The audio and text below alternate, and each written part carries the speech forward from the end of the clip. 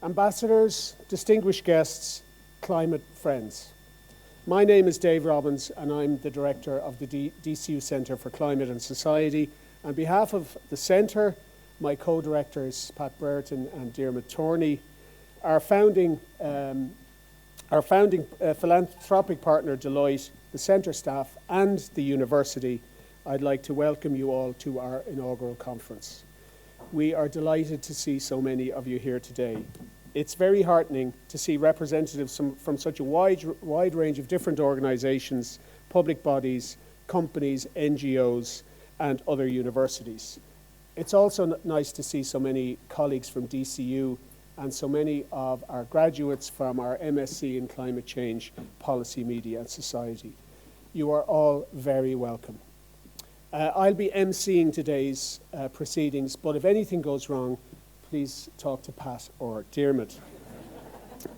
I'd like to extend an especially warm welcome to our speakers today.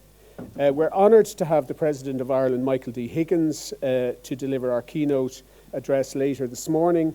I'd also like to thank our own University President, Professor Dara Keogh, the Dean of our Faculty of Humanities and Social Sciences, Professor Derek Hand, for agreeing to speak as well.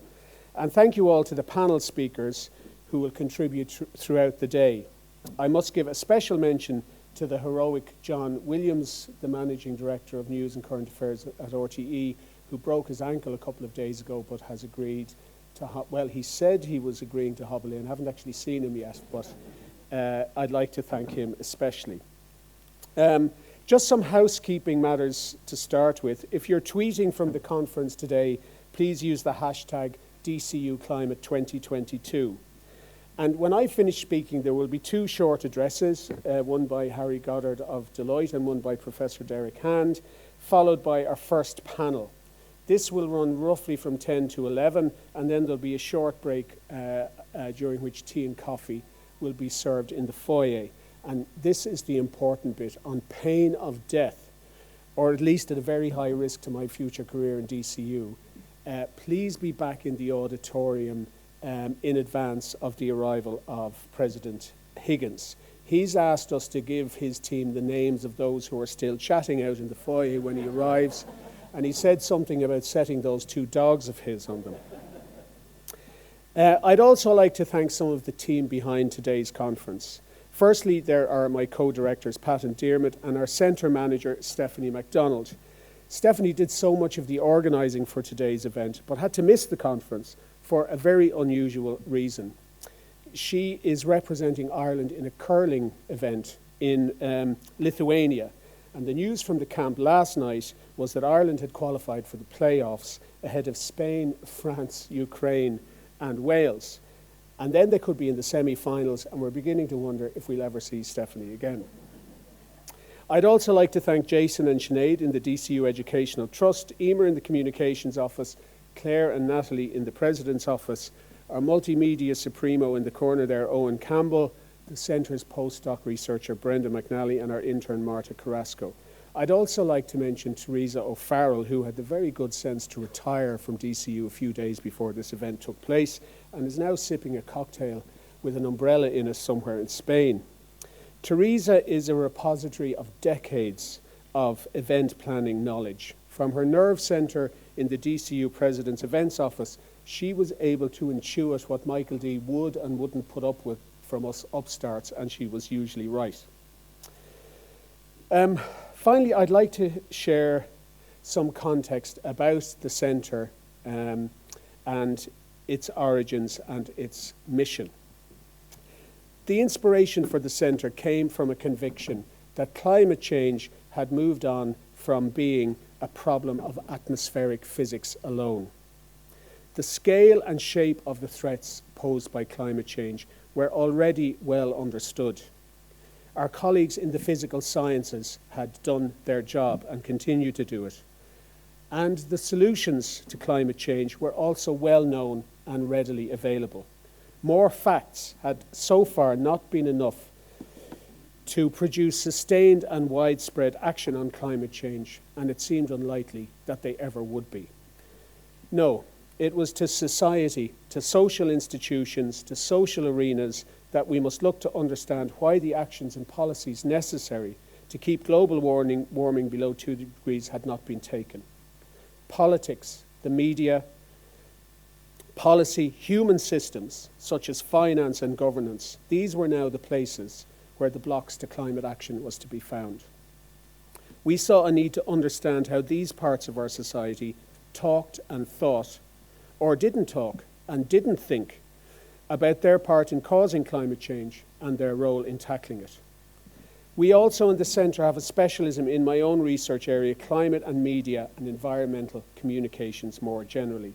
Our aim is to carry out research into how we all here in our groups and our professions, our systems, our communities, our various publics conceive of climate change. And more importantly, to give us new ways to approach climate change, new ways to make it resonate, new ways to describe it and to make it relevant. Ways to move us from the reflexive, the automatic, the default ways, the old ways of doing and thinking about climate change. This is our first conference, and it comes at a crucial moment. In the back of our minds is the IPCC report, which says that we have 3 years to get serious about this. And in the front of our minds is the war in Ukraine and the human suffering there and the geostrategic implications of Russia's aggression. We meet here today as the EU tries to persuade member states to impose a total ban on Russian oil imports. And ringing in our ears are the arguments against even the most innocuous and insignificant climate mitigation measures here in Ireland. Can we stop digging up our landscape and burning it? Can we even build a cycle lane? We can, but we have to understand those who oppose these measures, to engage with them and to give them these new ways of thinking and talking about climate change I mentioned earlier.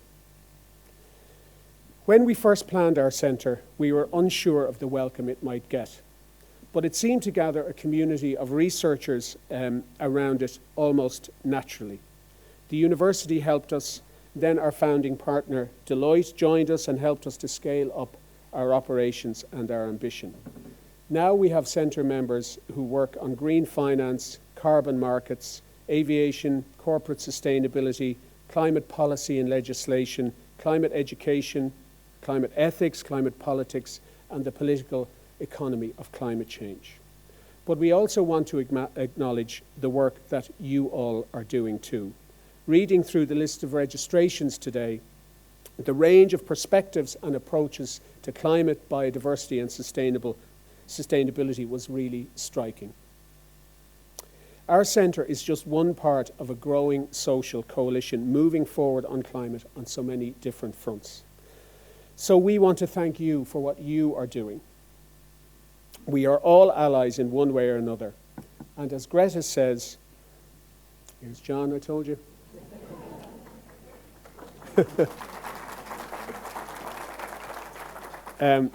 Our centre is just one part of this growing social coalition.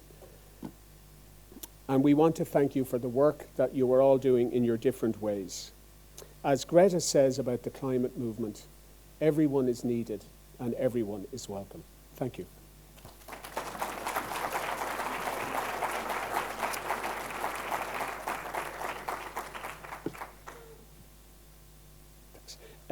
I'd like to now introduce Professor Derek Hand, the Executive Dean of the Faculty of Humanities and Social Sciences at DCU, aka my boss. Derek is a scholar of literature and the author of A History of the Irish Novel and will speak about the contribution humanities can make to our response to climate change. Derek.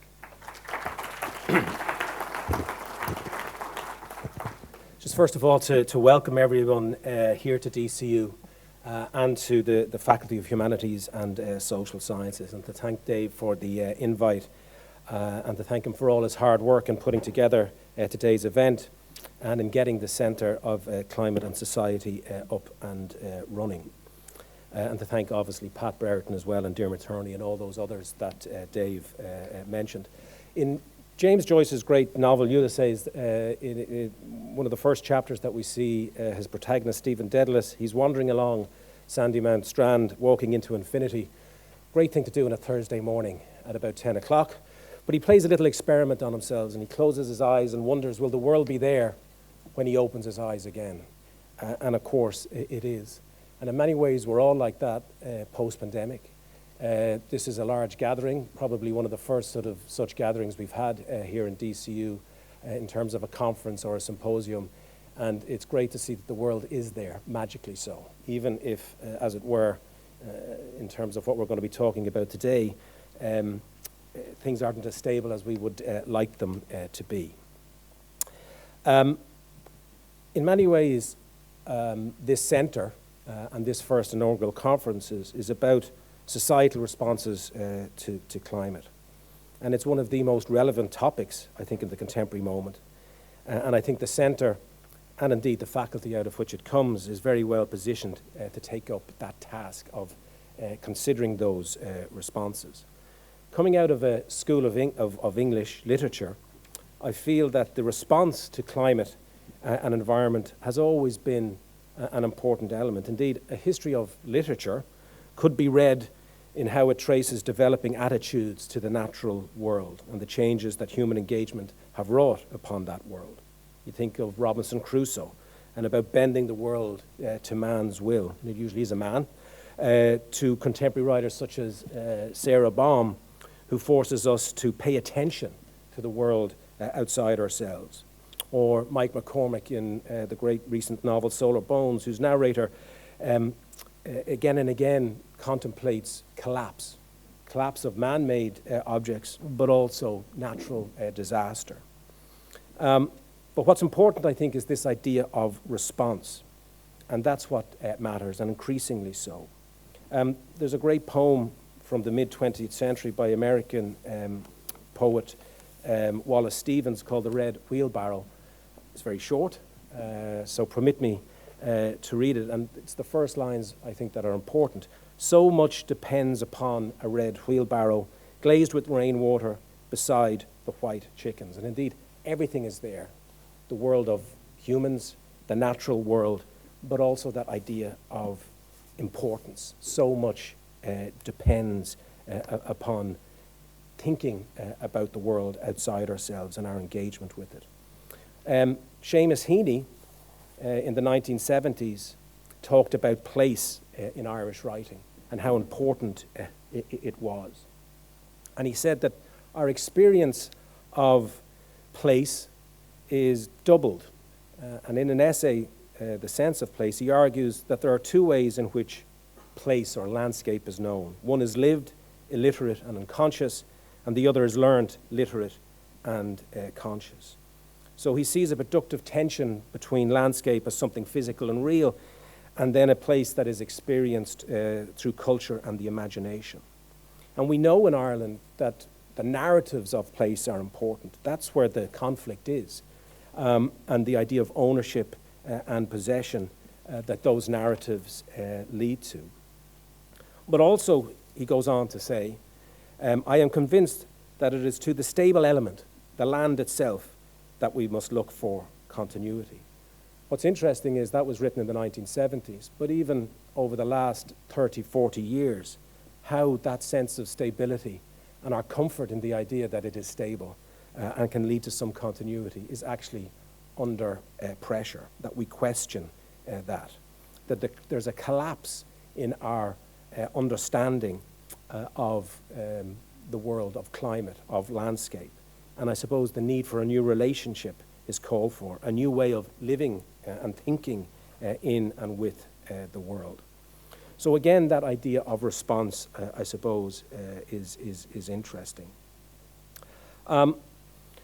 So I suppose this centre and this first inaugural conference, I think, is really important for us here in DCU and indeed for the Faculty of Social Sciences and Humanities. Because what the centre does is brings together different disciplines, different perspectives, different ideas. And I think that's important. I mean, if you look at the list today, we have people who are about policy making, about communications, and media. And it's not just passive. It's not just telling us what is or how the world is represented, but it also offers us indications of how the world might be. So the unknown future is always something that we want to consider. Other disciplines mentioned by David, ethics, there's history, there's geography, there's communications, media, and so on. All of these can come productively together to deal with this issue. So I want to thank David and his colleagues for working on the centre, and to thank all of you for coming here today, and particularly the speakers who will be giving their papers and engaging and having conversations throughout the day at this inaugural event. And also, I think an indication of how important it is that our President, Michael D. Higgins, will be here to talk around the issue. And I think that shows how central it is within the contemporary moment.